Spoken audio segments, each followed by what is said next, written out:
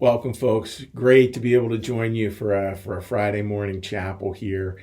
And what a week! It's been a challenge for many of us as we continue to move through, and so a lot of you will be watching us, bringing worries about the future, worries about the present.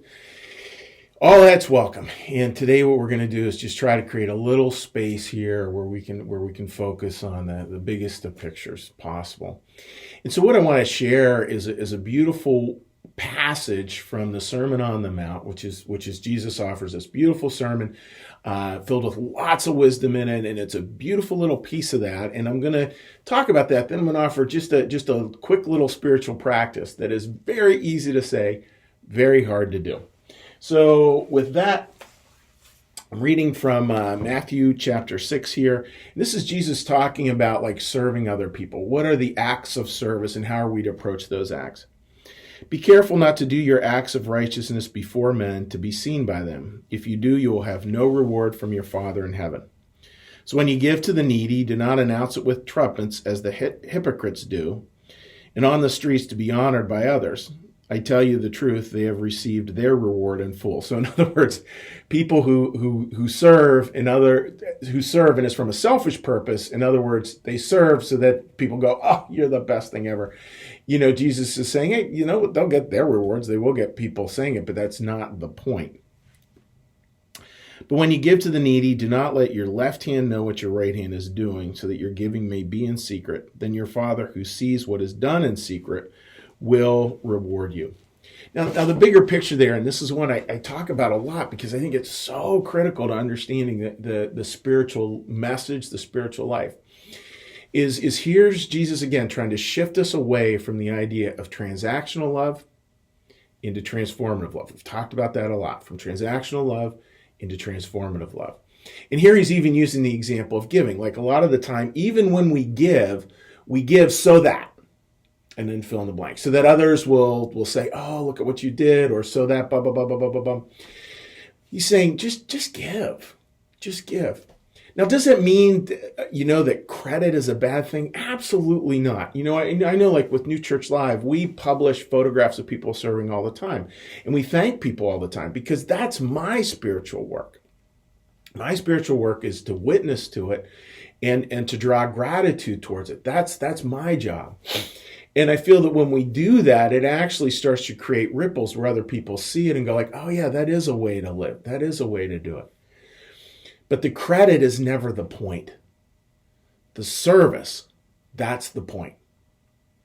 Now, we see that a lot too in New Church theology. Here's a piece from True Christian Religion saying if we take credit, if it's all about credit and us. In taking credit, we have a continual focus on our own reward and a perception of it as our first and last goal. This stifles and extinguishes love for the Lord and love for the neighbor.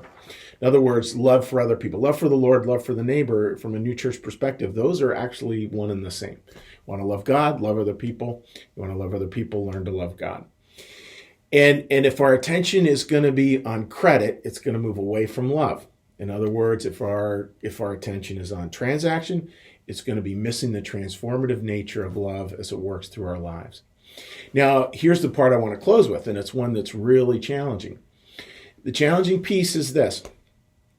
One of the primary things we can do to try to increase our spiritual life, increase our heart space, is a very, very challenging, very simple to say, hard to do idea. And it's this. It comes down to two words. Stop counting. Stop counting. We live in a world where we tend to count everything. And boy, as a church person, I can fall into that so easily. How many people do we have? How much money do we raise? How much? It can very quickly get into that counting. And that counting will move me away from serving. Because then it becomes all about the numbers. It's a simple, silly one. A couple weeks ago, we did a little Facebook boost for a service and had 3,000 views or something.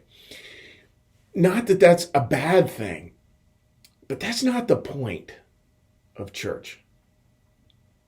It's not the point of church.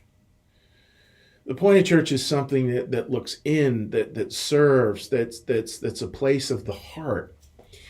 And so much of what we get caught up in is counting.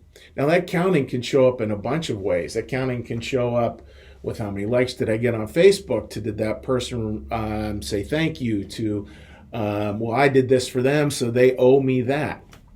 All that stuff is counting. So anywhere in your mind that you sense yourself counting, specifically in terms of other people, like where you're counting what they did or what they didn't do, try your best this weekend to just simply let that go, to try to live a life that's not about counting, a life that's about service, and a life that puts you right into your life, like dwelling in your life in the reality of what it is today, knowing that God's going to put into that life the people that you are to serve. Find transformative love there. So that's our thought for this Friday chapel. And I'd ask you now to join me in a prayer, and then I'll do a little last blessing and wish everyone a great weekend. So please join me.